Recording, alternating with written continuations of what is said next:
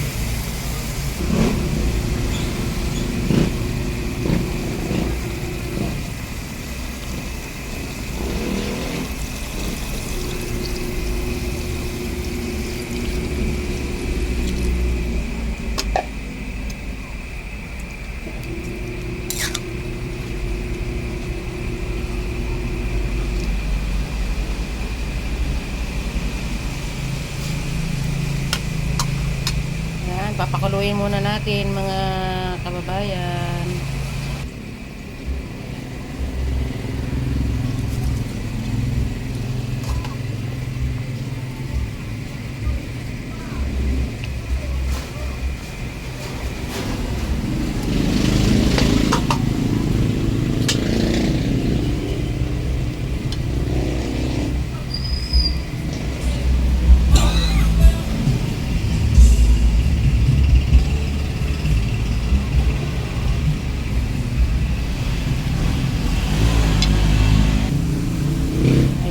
Kababayan, luto na yung ating tinola. Maganda yung may sabaw ngayon kasi umuulan. Masama ang ating panahon. Ayan po lamang mai-share natin sa araw na ito ng Martes.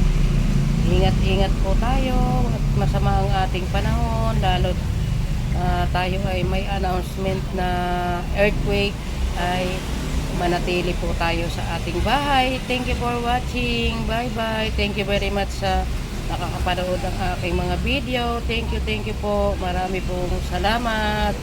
Ingat-ingat po tayo. Bye bye.